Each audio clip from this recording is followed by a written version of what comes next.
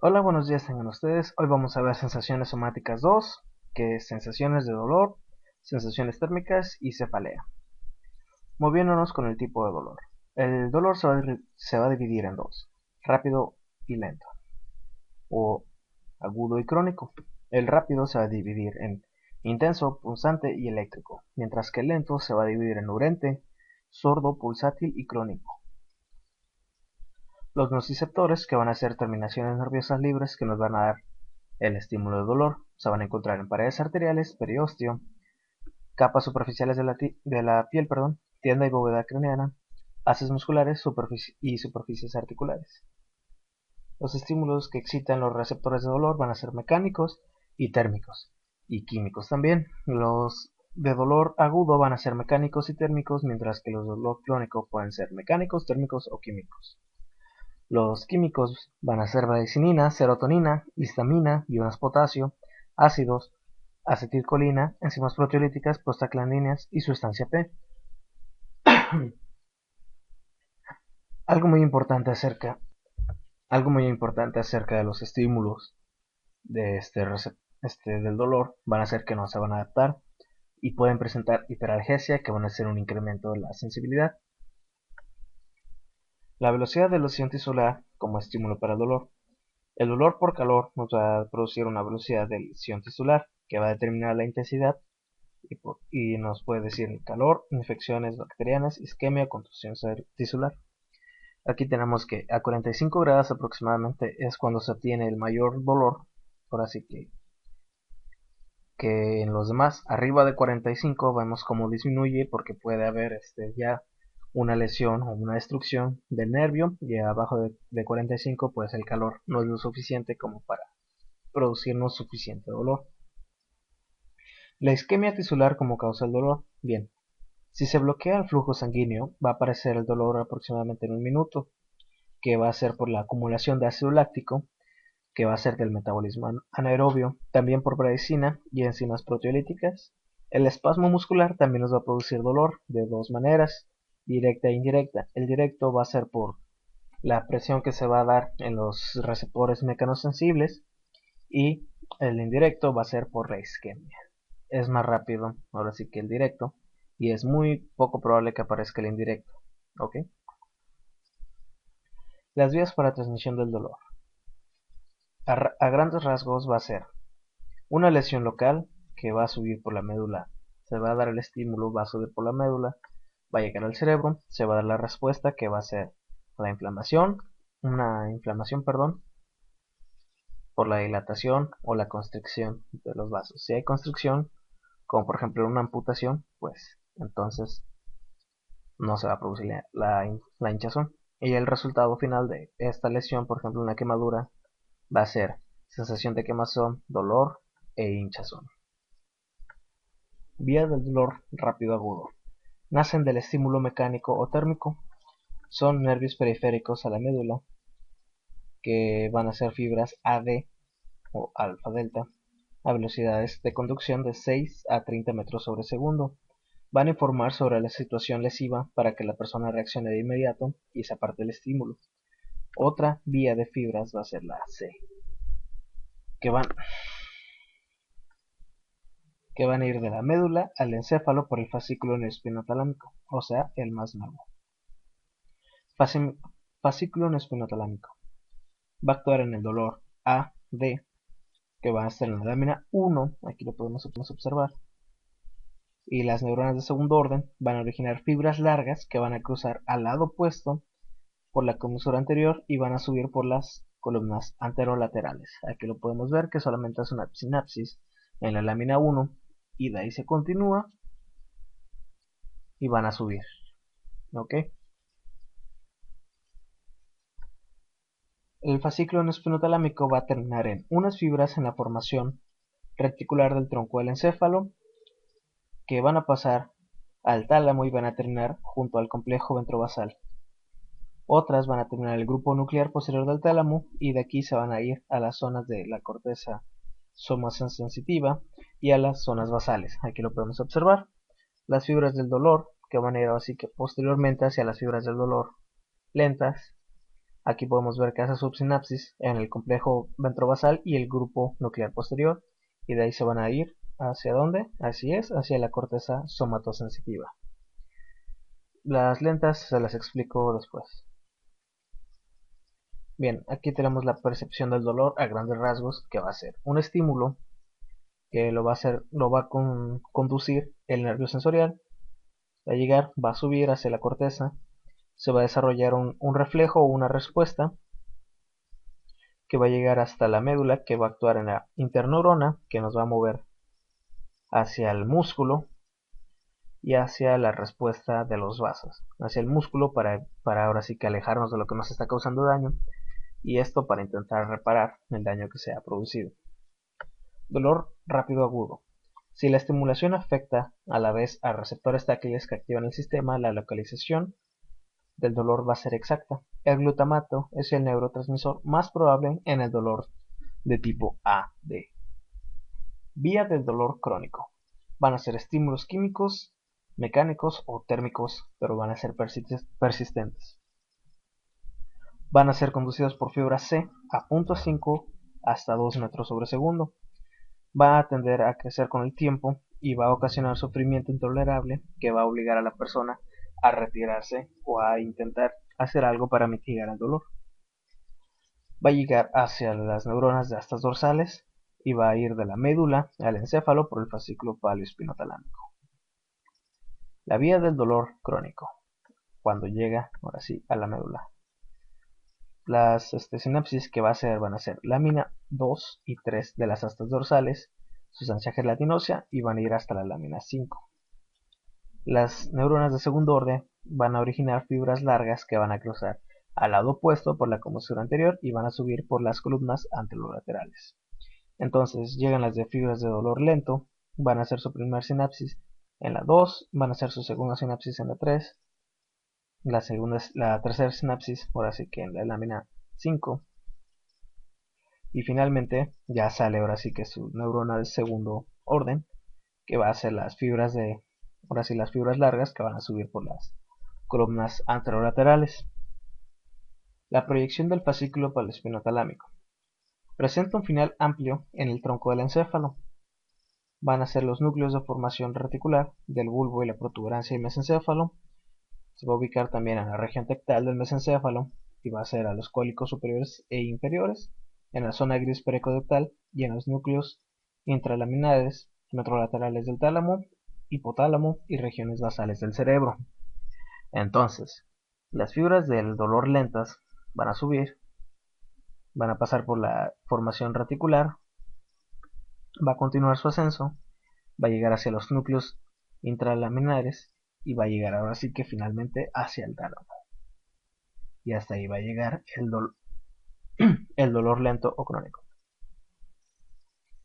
A grandes rasgos vamos a tener entonces la primera neurona, que va a ser antes de llegar a la médula, la segunda neurona, que va a ser ahora sí que saliendo de su primer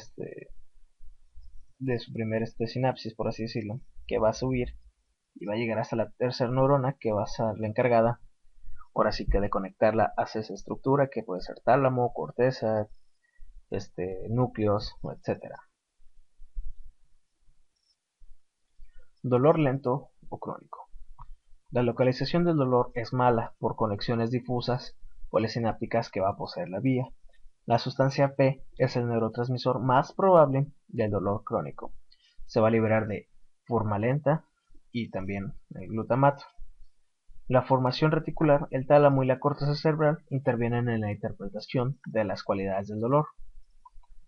El sistema de supresión del dolor en el encéfalo y en la médula espinal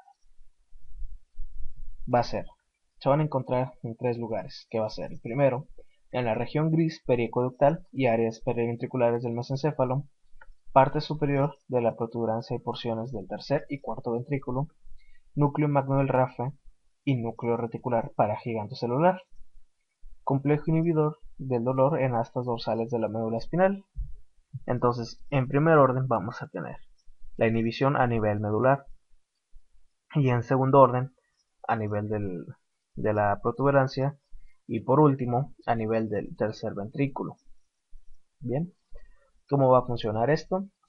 Por el sistema de opioides cerebrales, que va a ser más de una docena en diferentes puntos del sistema nervioso central, que son productos de degradación de propionulacortina, como la profensulfina y la prodirofina. Las más sobresalientes van a ser la beta-endorfina, que va a estar en el hipotálamo e hipófisis, la metencefalina, la leuencefalina y la dinorfina, que van a estar en el tronco del encéfalo y médula espinal. Ahí se van a sintetizar y ahí van a actuar. Propician inhibición presináptica y postsináptica de fibras para el dolor tipo C y AD al hacer sinapsis en astas dorsales. Bien, ahora pasándonos con otro subtema, que va a ser la inhibición de la transmisión del dolor mediante la presencia de señales sensitivas táctiles simultáneas.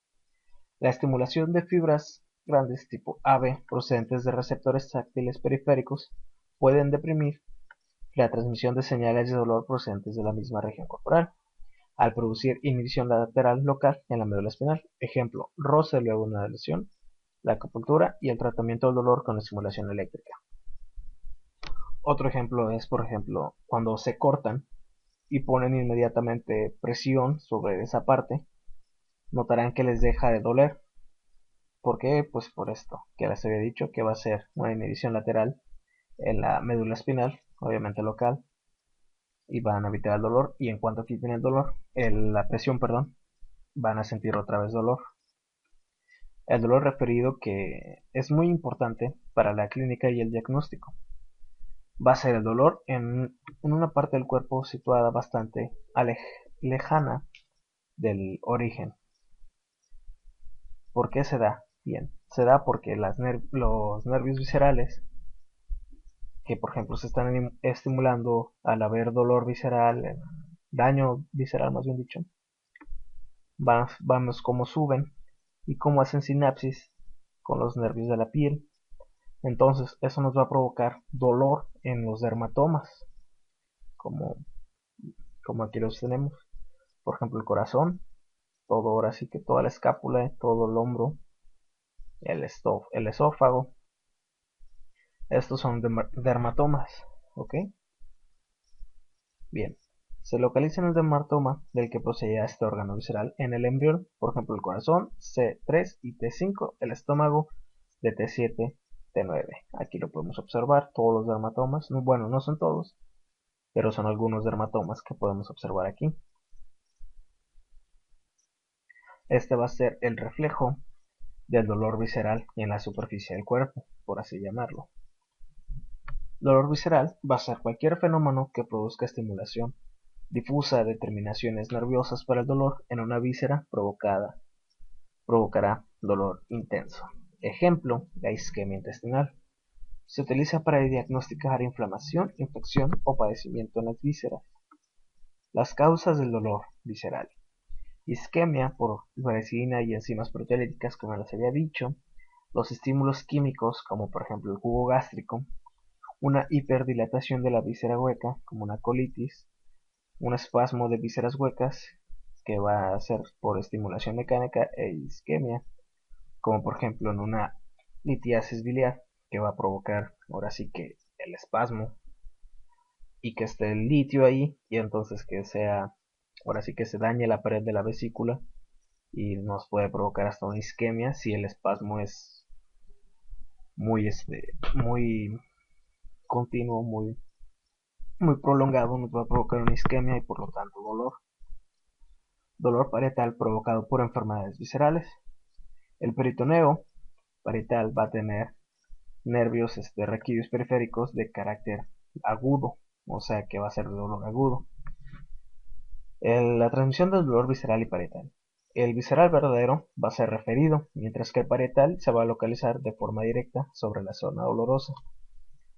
Un ejemplo va a ser la apendicitis, como ya les había mencionado en un video anterior, que va a ser por fibras de dolor visceral que van a entrar en la médula T10 o T11, que va a dar dolor referido a nivel periumbilical.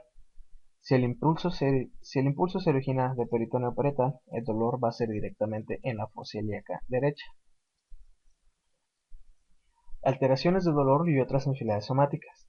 La hiperalgesia, que va a ser un incremento en la percepción del dolor, puede ser primaria que va a ser la vía demasiado excitable, la secundaria, que va a ser una facilitación, el herpes zóster, que puede infectar un ganglio raquídeo, un tic doloroso, que va a ser dolor lacinante de una zona inervada por el quinto y noveno par craneal, la cefalea, que va a ser un dolor de cabeza, por así llamarlo. Va a tener dos orígenes, que va a ser intra y extracraneal, y se va a dividir en tres partes topográficamente, que va a ser cefaleas del tronco del encéfalo y de la bóveda craneal a nivel del cerebro, que va a ser la parte posterior.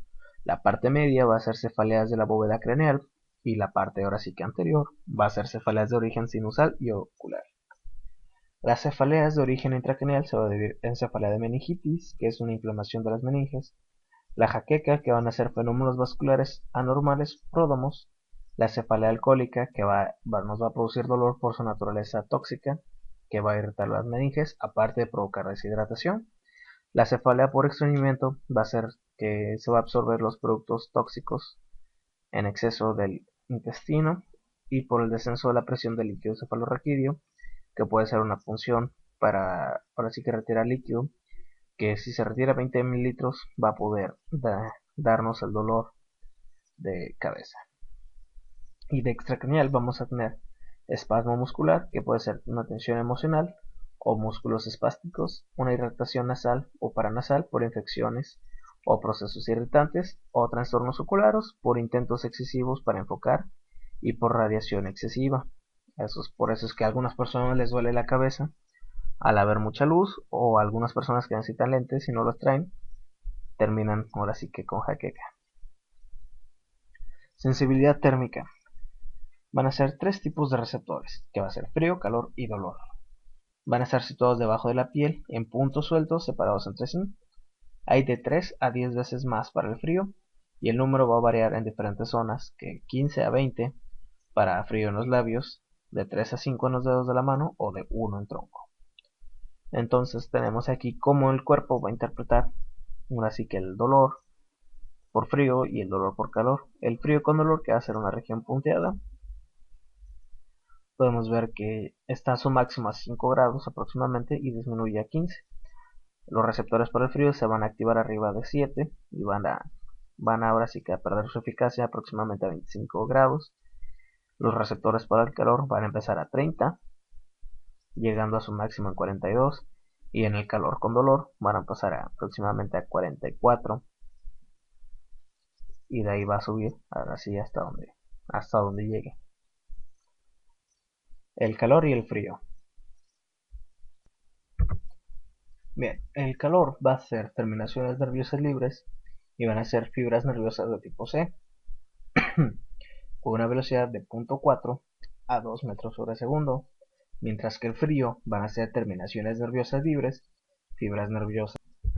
Mientras que en el frío van a ser terminaciones nerviosas libres, fibras nerviosas milínicas, AD, que se van a replicar varias veces, y en algunas veces fibras de tipo C, con una velocidad aproximadamente de 20 metros sobre segundo. Los receptores térmicos se van a adaptar luego de un cambio brusco de temperatura. La detección de la temperatura modifica la velocidad de reacciones químicas intracelulares con variaciones de 10 grados centígrados. Las sensaciones térmicas. Puede detectarse cambios rápidos de temperatura de hasta 0.01 grados si afecta toda la superficie del cuerpo simultáneamente. Esto se le conoce como sumación térmica.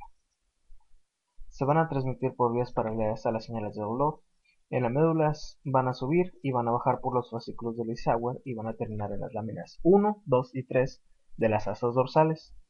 Van a subir al fascículo sensitivo anterolateral opuesto y van a terminar en la formación reticular del tronco del encéfalo y el complejo ventrovasal del tálamo, y de ahí a la corteza somática. Bien, eso es todo, espero que les haya gustado, que tengan buen día, buena tarde. Si cometí algún error, favor de decirlo. Hasta luego.